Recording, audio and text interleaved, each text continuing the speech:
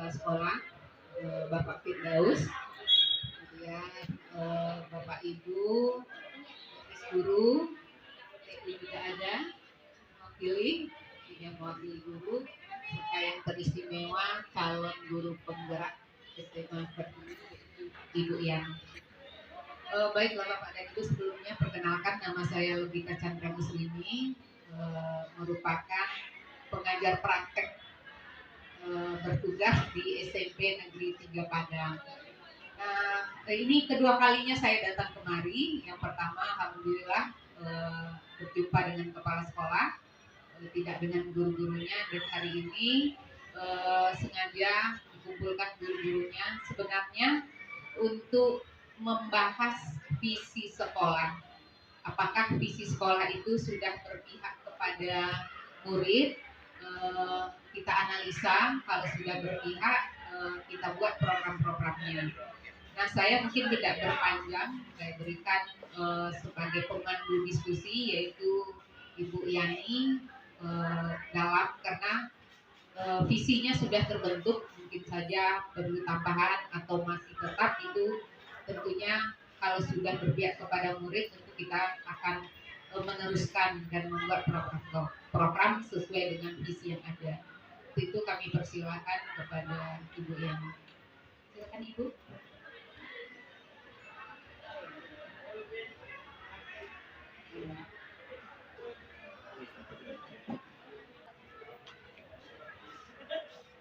Bismillahirrahmanirrahim. Assalamualaikum warahmatullahi wabarakatuh.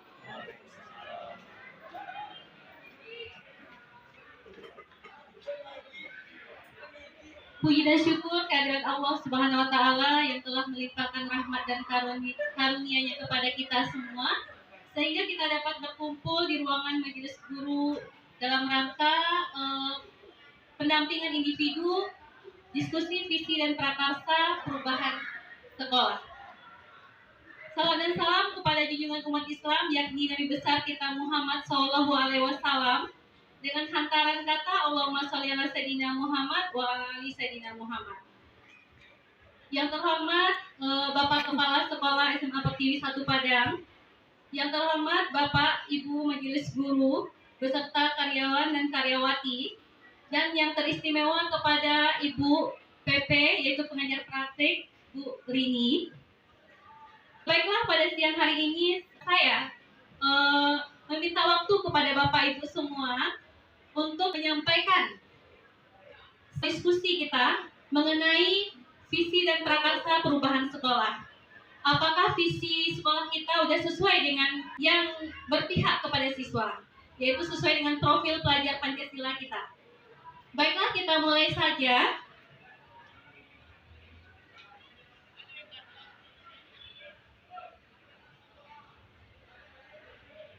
Tujuan diskusi kita pada hari ini yaitu mendiskusikan cita-cita atau visi warga sekolah terhadap murid di masa yang akan datang.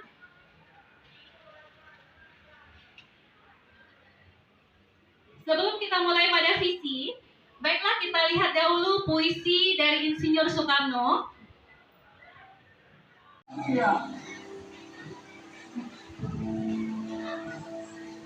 Jikalau aku melihat gunung Merapi, gunung Semeru, gunung Merbabu, gunung Tangkuban Perahu, gunung Kelembak, dan gunung-gunung yang lain, aku melihat Indonesia. Jikalau aku mendengar lagu-lagu yang merdu dari Batak, bukan lagi lagu Batak yang kudengar, aku mendengar Indonesia.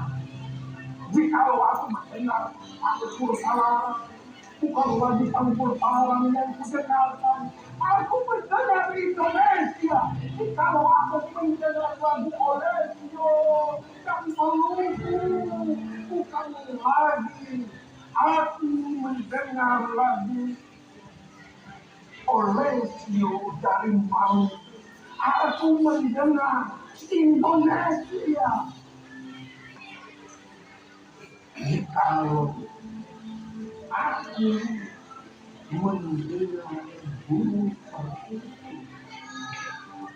bernyanyi di pohon tiup angin yang sepoi-sepoi.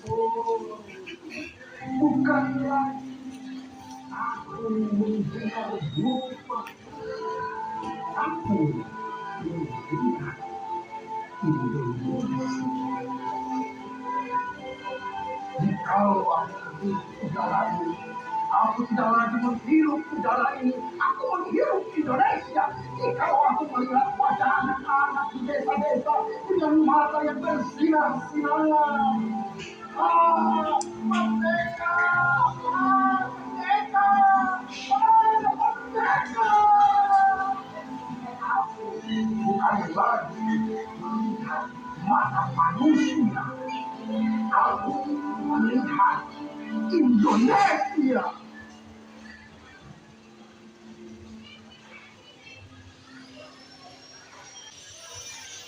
Apakah Bapak Ibu bisa mengutarakan apa kandungan dari puisi ini?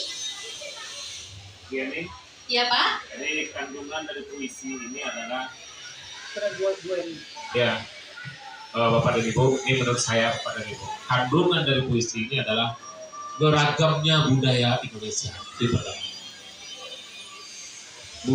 Dengan bermacam ragam budaya Indonesia, dari barat sampai ke timur, dari ujung pulau sampai ke ujungnya, dan menyatu menjadi sebuah negara dan nama dengan nama Indonesia. Inilah yang digebiarkan oleh Insinyur Soekarno. Berbagai macam-macam budaya yang ada di Indonesia, dan inilah Indonesia, Bhinneka Tunggal Ika itu. Terima kasih, itu sementara. Terima kasih Pak. Bapak Ibu guru yang lain, apakah ada tambahannya?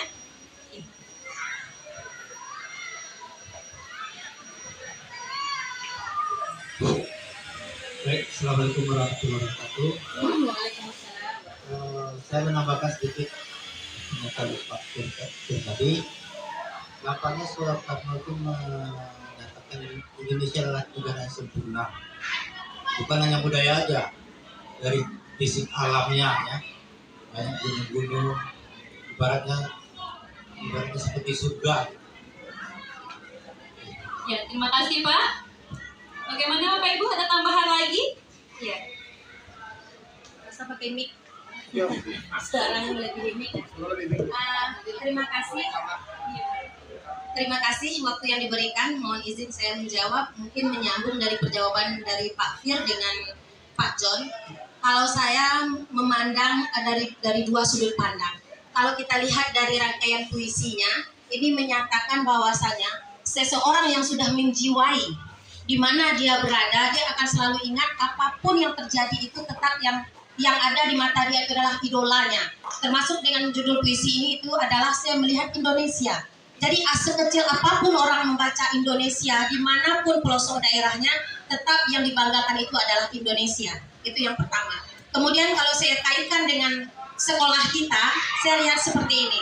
Apapun yang terjadi di dalam sekolah, baik buruknya, bukan yang dipandang itu adalah segelintir yang ada di dalam sekolah itu, tapi yang dibaca itu adalah nama sekolahnya. Kalau kita bawakan ke sekolah kita berarti SMA Pertiwi satunya. Jadi apapun kesempurnaan yang tercipta, kebaikan yang tercipta, bukan yang menciptakan kesempurnaan yang dibaca, tetapi adalah tujuan besar yang disempurnakan yang akan dibaca. Itu kalau menurut pendapat saya. Terima kasih Ibu Yani. Bagus Ibu, Bapak dan Ibu tadi sudah menyampaikan. Tadi ada kata-kata tujuan. Berarti tujuan tadi apa? Nama lainnya bagi sekolah kita ini Bapak Ibu? Visi. Jadi kesimpulan dari puisi ini ya sesuai dengan tujuan tadi, berarti adalah visi sekolah kita. Berarti ini adalah visi seorang Insinyur Soekarno untuk menyatukan Indonesia di bawah pemerintahannya. Mungkin itu aja. Kita lanjutkan lagi.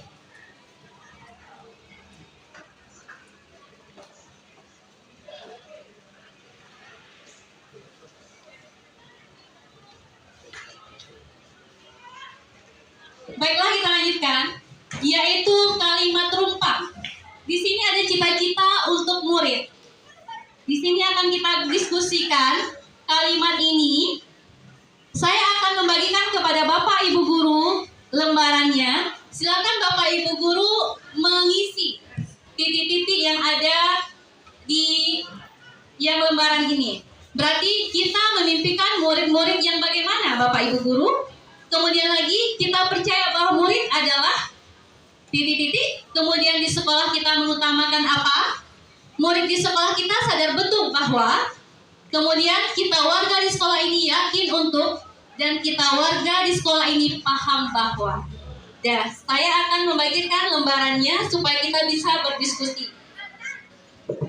Silakan Bapak Ibu isi lembarannya. Isi ya.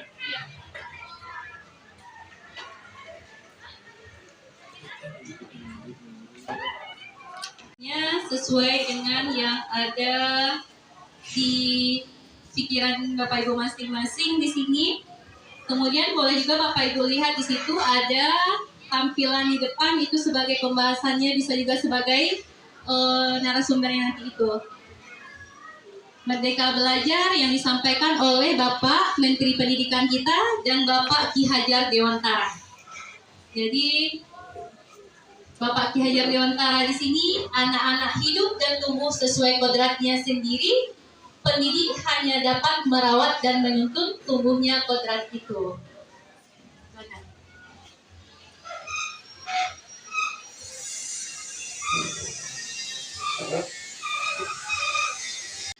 Ini beriman, bertakwa kepada Tuhan Yang Maha Esa dan berakhlak mulia, mandiri, bernalar kritis, berkebinekaan global, bergotong royong, dan kreatif.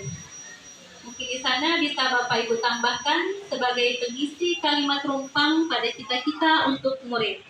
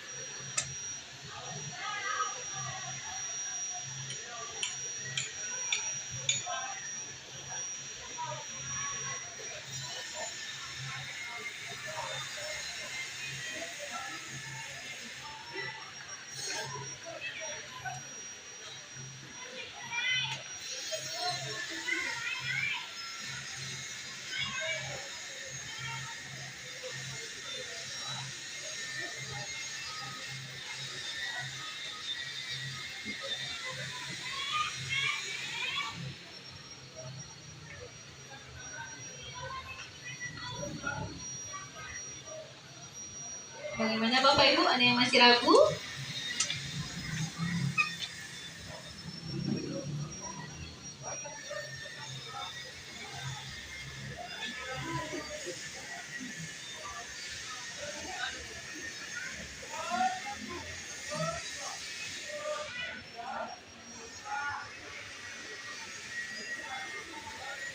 Yang nomor 3 tuh Pak maksud Bu Yeni? Nomor 3 ya Pak? Ya.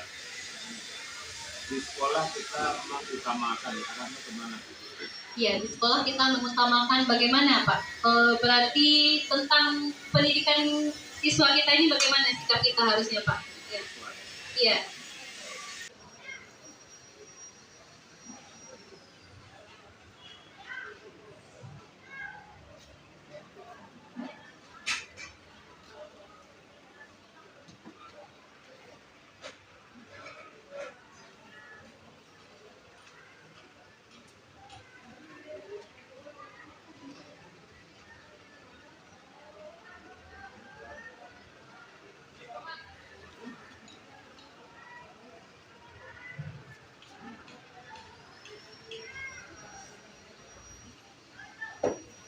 Baik Bapak Ibu, udah siap?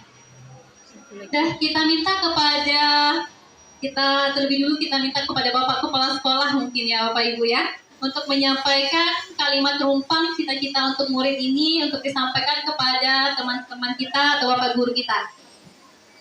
Kepada Bapak disilakan.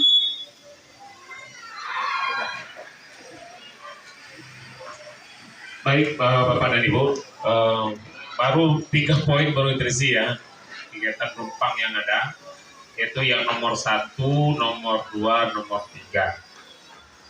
Bapak dan Ibu, kalian penumpang ini adalah cita-cita murid ya. Dimana yang poin nomor 1, kita memimpikan murid-murid yang bagaimana.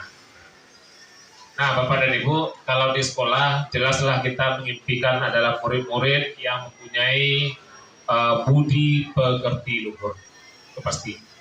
Ya. Kemudian berpikir kritis, kemudian juga mempunyai semangat di dalam proses belajar mengajar.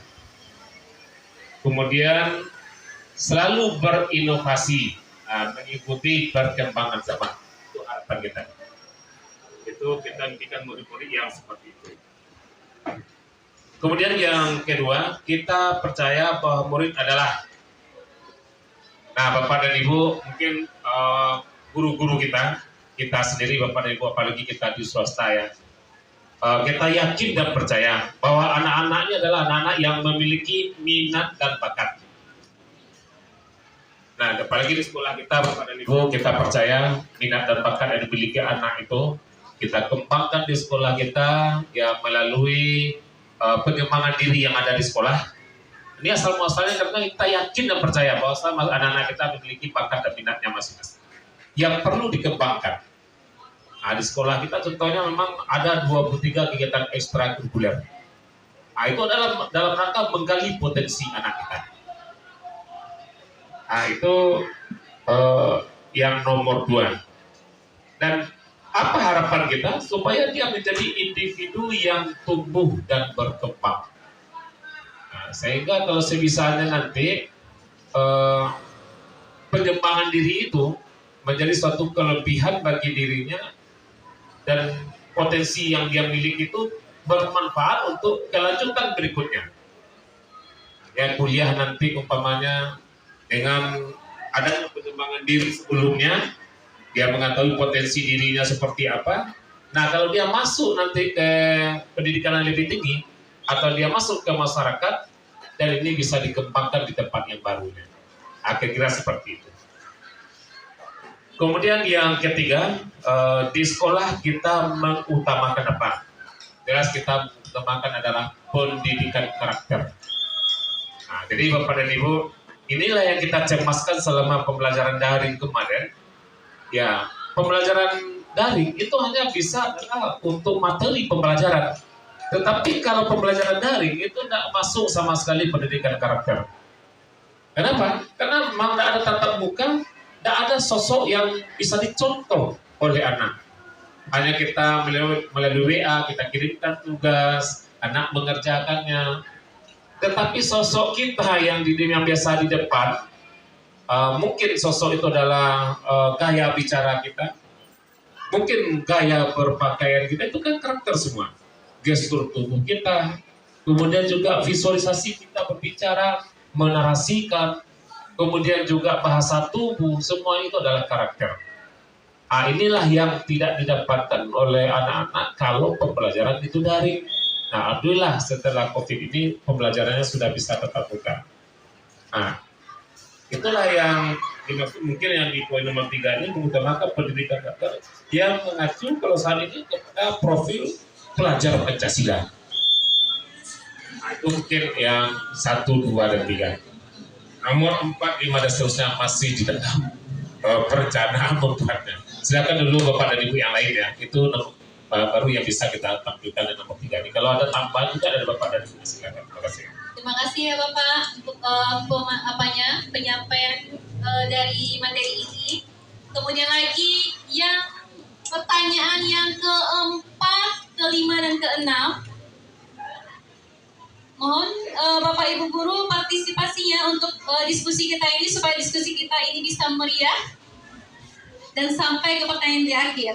Baik, Ibu Aifah.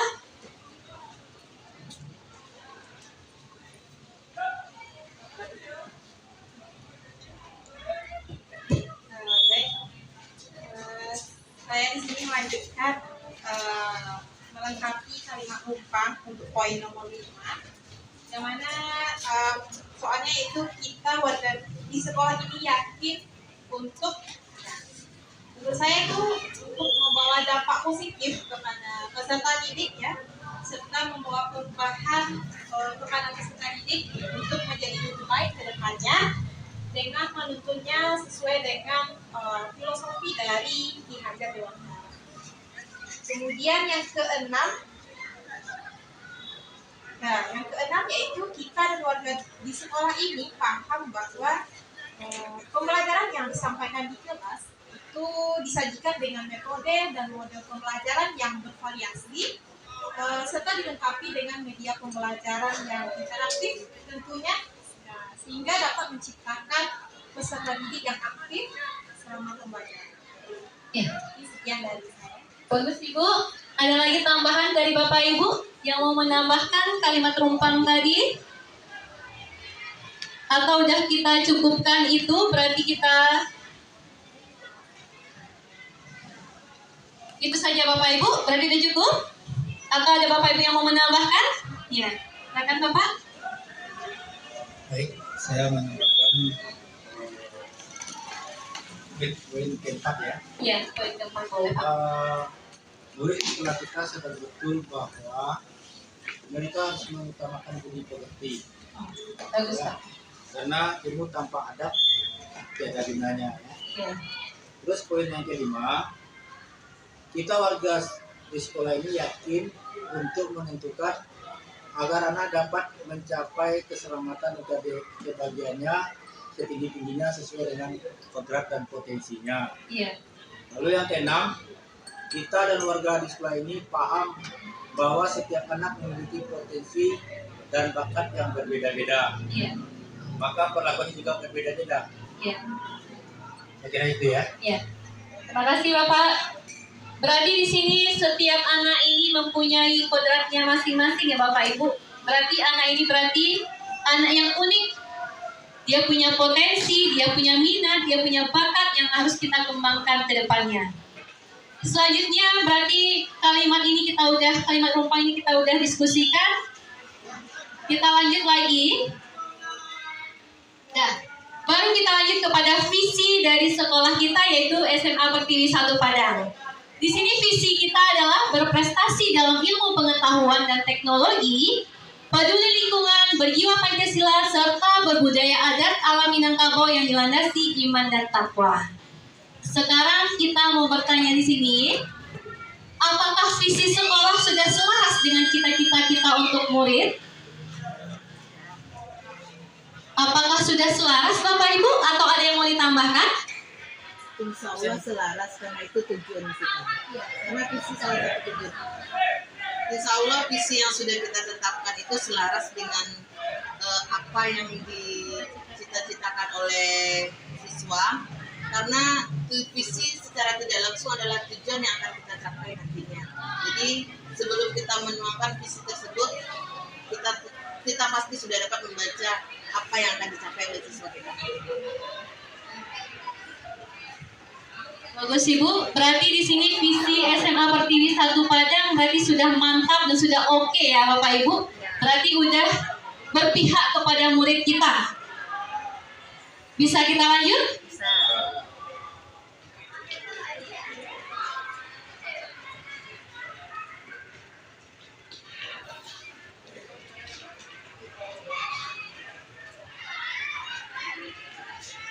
Nah, untuk mencapai visi sekolah kita, apa sikap dan perilaku murid, perilaku guru, kemudian perilaku kepala sekolah dan orang tua.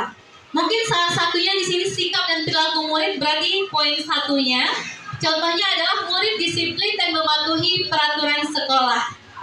Poin yang keduanya, ada Bapak Ibu yang bisa menambahkan?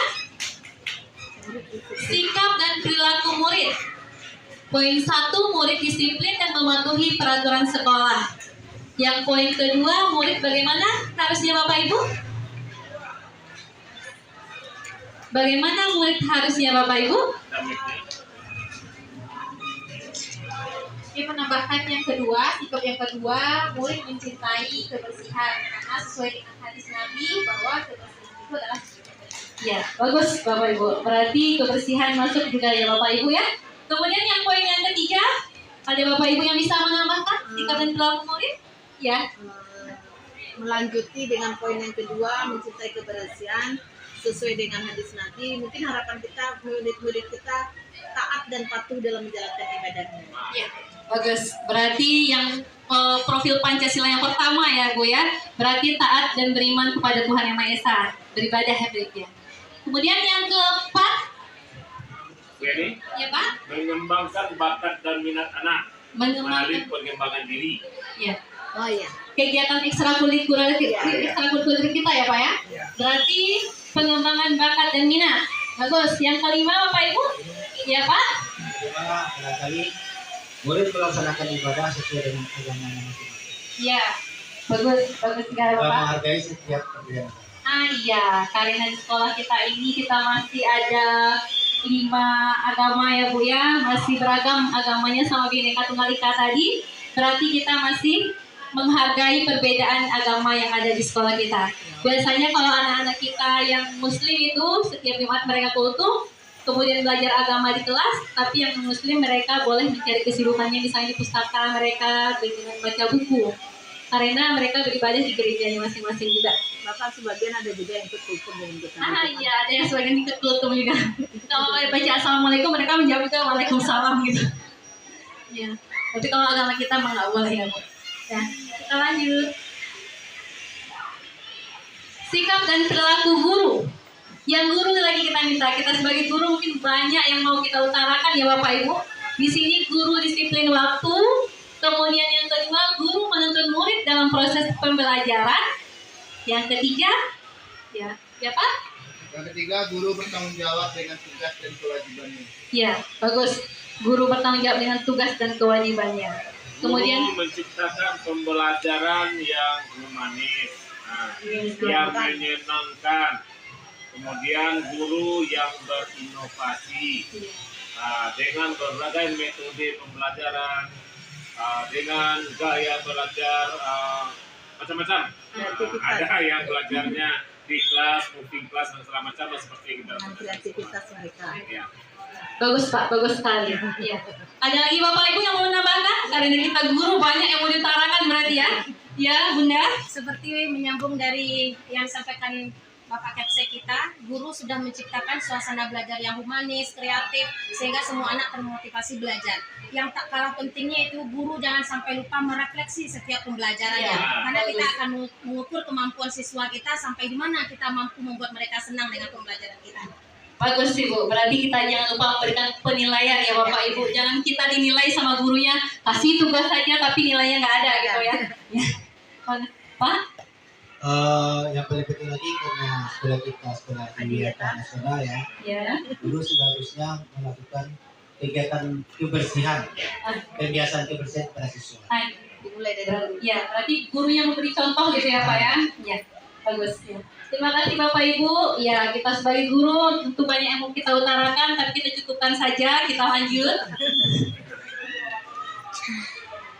Ya, sikap dan perilaku kepala sekolah. Mumpung Bapak di sini ada, berarti kelanjutannya apa ya Bapak? Ya, memfasilitasi guru dan siswa dan orang tua dalam proses pembelajaran Pak. Yang kedua, yang ketiga. Ya, yang keduanya tentu menyusun program. Nah, artinya apapun yang berjalan di sekolah, kalau tidak ada diprogramkan tentu tidak akan berjalan dengan baik. Nah, makanya ada program tahunan, ada namanya program jangka menengah, dan itulah diaplikasikan di setiap proses pembelajaran di lingkungan sekolah dan segala macam. Kemudian juga sebagai kepala sekolah tentu menerima masukan-masukan baik dari murid, dari guru, orang tua murid, kemudian melengkapi sarana prasarana supaya apa proses pembelajaran bisa lancar. Contoh kalau kemarin di lokal Pak, udaranya panas Pak, lokal kecil, bisa nggak disediain kipas angin? Kepala sekolah harus cepat tanggap, cari jalan keluarnya. Nah, Bagaimana jalan keluarnya? Belikan kipas angin mungkin ya. Nah, kemudian juga umpamanya lokalnya pengap. Nah, bagaimana dia ventilasinya segala macam. Artinya apapun yang diusulkan, yang diminta dan disarankan baik oleh siswa, orang tua, murid maupun guru cepat ditanggapi dan ditindaklanjuti. Nah, itu yang dari sisi kepala sekolah. Terima kasih. Terima kasih Pak. Ya. Baik, kita lanjutkan Bapak Ibu. Di sini sikap dan perilaku orang tua lagi. Berarti orang tua juga berperan dalam visi sekolah kita di sini ya Ibu, Bapak Ibu. Di sini orang tua mendampingi anak dalam belajar. Kemudian apa lagi tambahannya Bapak Ibu? Selain mendampingi anak, berarti apa yang dilakukan orang tua untuk mencapai visi di sekolah kita? Pastinya orang tua yaitu menyediakan fasilitas yang untuk menunjang anaknya bisa belajar. Contoh seperti kita di sini ada bantuan seperti LKS, lembaran kerja siswa.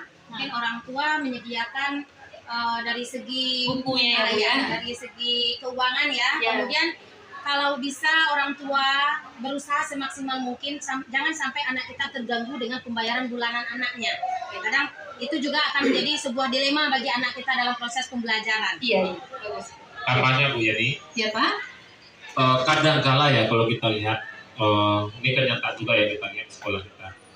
Ada beberapa anak kita yang kita tanya ya, kenapa kamu datangnya terlambat?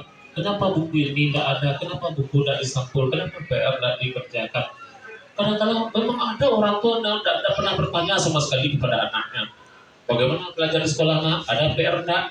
Ada dinilai sama guru enggak? Lengkap enggak pembelajaranmu? Bukumu segala macam? Bahkan juga ada juga yang enggak kasih jajan atau gimana. Dia tahu kan sekolah kita sampai jam 3.45 itu kan sudah harus ada bekal anak ke sekolah. Nah, jadi orang tua selain mendampingi anak belajar, lengkapilah kebutuhan sekolah anak. Jadi kebutuhannya secara moral dan materi itu memang wajib dipenuhi oleh orang tua supaya proses pembelajaran itu bisa berjalan dengan baik. Kalau tidak, berpindah tugasnya kepada guru. Kalau bertambah tugas lagi kepada guru, mana yang mau dikerjakan guru? Masa untuk kelengkapan pakaiannya masih diurus oleh guru di sekolah? Kan begitu. Mana bangunan, mana ini, kenapa bajunya disetrika, kenapa begini, kenapa begitu, kenapa rambutmu panjang? Itu kan harusnya seleksi alatnya kan dari rumah. Iya. Nah, itu kan bahasa ibu itu di rumah kan.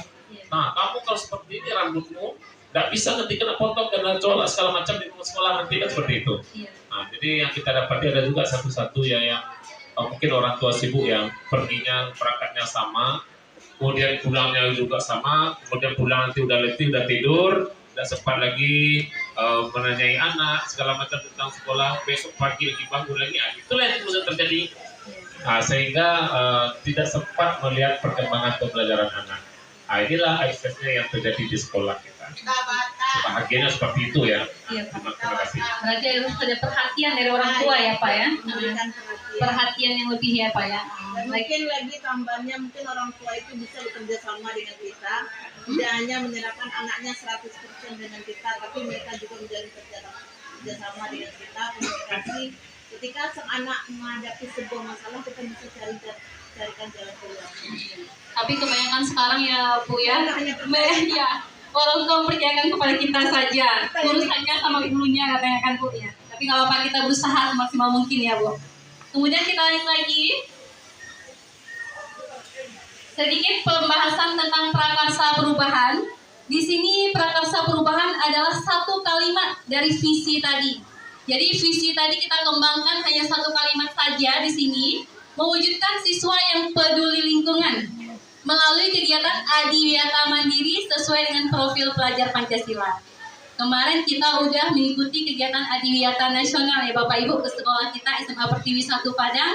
Alhamdulillah kita akan maju ke tingkat yaitu Adiwiyata Mandiri lagi Bapak Ibu.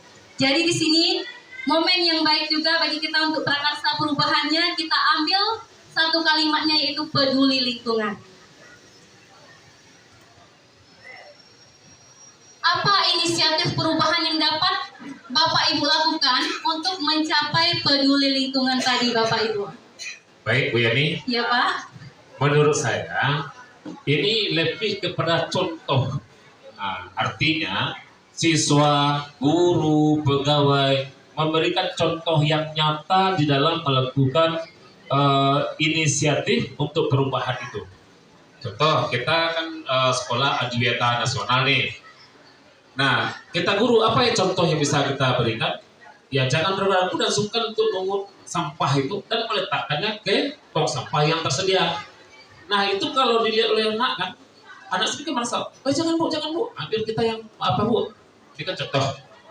Kemudian juga mungkin ya dengan banyak kita membuat slogan-slogan kebersihan lingkungan di sekolah kita. Salah satunya dilarang merokok umpamanya kan. Itu kalau merokok ya salah satu pantangan untuk adiwiyata ya. Satu potong rokok saja kedapatan di sekolah yang sekolah adiwiyata itu langsung gugur sekolah itu menjadi adiwiyata. Nah kita buat slogan-slogan seperti yang kita buat itu kan, dilarang merokok, kemudian bahaya merokok, kemudian pentingnya kita melindungi melindungi tumbuh-tumbuhan, memeliharanya secara bersama, akan begitu dengan slogan-slogan dan contoh langsung. Kemudian juga mungkin di lokal-lokal bisa juga dilakukan pembudayaan bersih tadi ya, dengan setiap masuk kita budayakan, ayo bersihkan semua ruangan dulu sebelum belajar, itu kan. Nah, supaya ini berkelanjutan, mungkin juga dilakukan penilaian lokal bersih, lingkungan bersih, kemudian gotong royong secara rutinitas atau bulanan atau setiap hari Jumat atau apa gitu. Kira-kira seperti itulah tindakan nyata. Demikian, terima kasih. Baik, terima kasih Bapak. Berarti di sini ya, guru itu berarti digugu dan ditiru ya Bapak Ibu. Berarti langkah awal kita melangkah ke sekolah ini berarti apapun yang kita lakukan berarti siswa akan meniru kita. Sesuai dengan tadi peduli lingkungan berarti kita yang memungut sampah terlebih dahulu, baru siswa kita akan mengerjakannya berarti. Kemudian ya bentuk kolaborasi tadi udah dibilang juga sama Bapak tadi, kita akan mengadakan tim penilaian juga Bapak Ibu, berarti kita bekerja bersama-sama untuk melakukan penilaian kebersihan pada kelas yang terbaik nantinya. Kemudian lagi bentuk kegiatannya mungkin juga udah dibilang sama Bapak tadi, udah merangkum semuanya Bapak ya. Berarti bentuk kegiatannya ada gotong royong nantinya, kemudian ada Jumat bersih yang akan kita lakukan, mungkin salah satunya ya Pak, Jumat bersih. Mungkin itu saja diskusi kita pada siang hari ini Bapak Ibu. Untuk kesimpulannya, berarti di sini kalimat rumpang cita-cita murid tadi sesuai dengan filosofis Ki Hajar Dewantara, yaitu kita sebagai guru kita menuntun siswa dengan sebaik-baiknya sesuai dengan kodratnya masing-masing. Kemudian lagi sesuai dengan visi sekolah kita yaitu tadi dengan mantapnya berarti salah satunya adalah peduli lingkungan. Dengan kalimat prakarsanya peduli lingkungan, yaitu kita akan menuju kegiatan adiwiyata mandiri insya Allah dan akan kita meraihnya. Sekolah kita akan meraihnya. Kemudian sekian saja. Assalamualaikum warahmatullahi wabarakatuh. Waalaikumsalam. Oke, tepuk tangan dong. Luar biasa. Ini kunjungan saya yang keempat, Pak. Dan ini yang berbeda loh, Pak. Luar biasa. Bagus. Pertama mungkin benar ya, saya hanya menyimpulkan saja karena hanya PP ini hanya mendampingi, tapi yang bergerak itu guru penggeraknya. Dan ini sudah luar biasa. Jadi kita simpulkan dari puisi tadi, ada Bapak Ibu yang sudah menyimpulkan bahwa Indonesia ini majemuk. Jadi luar biasa bagian dalamnya. Kalau kita keluar, kalau kita lihat Indonesia, kita rasanya nggak mau keluar. Kita mungkin pernah ke Malaysia, Thailand ya, dan Singapura. Mereka mungkin disiplinnya mungkin kita yang kurangnya. Nah, dengan kemanjemukan dan nilai-nilai budaya tadi, jadi di sekolah mungkin kita memerdekakan anak. Setiap daerah nggak bisa kita pusat punya kekuatan. Soekarno presiden, tapi dia tidak mampu menjangkau daerah untuk memastikan bahwa budayanya ini harus berubah. Jadi sama dengan anak, bahwa anak juga kita harus merdekakan, artinya bukan merdeka. Orang kan seplesetannya begini Pak, udah merdeka terserah aja mau ngapain. Malah ada yang bilang gurunya ikut calon guru penggerak, merdeka gurunya ninggalin anak aja. Nah seperti itu sebenarnya konsep merdeka. Jadi konsep merdeka itu berpihak kepada anak. Nah, kenapa di awal rumpang tadi Ibu Yani menampilkan visi? Karena visi itu adalah mimpi. Mimpi apa yang harus kita buat untuk anak ke depannya? Mau jadi apa nih anak? Mau jadi baik, mau jadi sedang, atau mau jadi lebih baik dari kita? Itu mimpi visi kita ke depannya, sehingga cita-cita anak tercapai. Nah, visi ini kebetulan ini swasta ya Pak.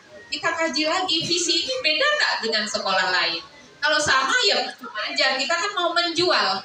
Artinya swasta kalau negeri mungkin, kalau negeri masuk aja, malah muridnya berlebih ya Pak ya. Tapi kalau visi swasta mungkin dia visi ini berbeda dengan yang lain. Ada nilai tambahnya sehingga orang kemari. Jadi kalau visinya sama aja, orang akan berpikir sekolah ini aja, biayanya lebih murah. Kenapa orang mau biayanya lebih mahal? Karena visinya berbeda dari sekolah lain. Tapi Bapak Ibu sudah luar biasa, sudah menggambarkan visi-visi anak, dan visinya ternyata tidak perlu kita rubah ya, karena visinya sudah memihak kepada anak, sudah mengakomodir seluruh kebutuhan anak. Nah, kalau begitu kita tinggal membuat program-programnya saja Bu Yani, karena Bu Yani mudah-mudahan dia jadi prakarsa perubahan nantinya. Itu ada peduli lingkungannya. Bapak betul. Yang utama itu sebenarnya karakter Pak. Saya juga sebagai guru Pak, mungkin sudah lama ya Pak, selalu nilai itu bukan nomor satu. Selalu ngomong ke anak, saya nomor satu itu karakter. Nilainya mau 10, mau nilainya 100, kalau karakter kamu bagus, itu saya tambahi, ada bonusnya. Gitu. Kita ibu-ibu kan sering kalau di jalan, ibu dia menjerit. Kita senang loh Pak ketika ditegur, ibu mau kemana Bu? Padahal dia di sekolah waktu kita ngajar, wah luar biasa ya Bu. Dan kami Pak memang negeri, tapi kita berbagi saja ya Ibu. Kami dekat pantai, anak-anak kami itu menengah ke bawah gitu. Kalau ini kan karena dia swasta, itu dia akan minimalnya menengahnya, bawahnya agak kurang. Nah di sana karakter anak itu luar biasa. Kami ke dalam lokal, kalau bisa nggak masuk. Ada lokal tertentu, kalau kita mau masuk itu kita ngurut dada dulu, pakai 3S Bu. Sabar. Setelah keluar baru salut. Kok bisa yang ngajar di dalam? Dan itu lokalnya bukan 1 dan 2. Kelas 9 kami ada 5 lokal, kami kecil, hanya 15.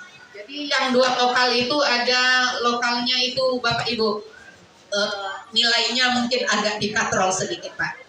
Jadi ada unggul menurut kami, tapi menurut yang lain mungkin tidak. Nah kalau situ agak mendingan. Nah apalagi kita sekolah 5 hari.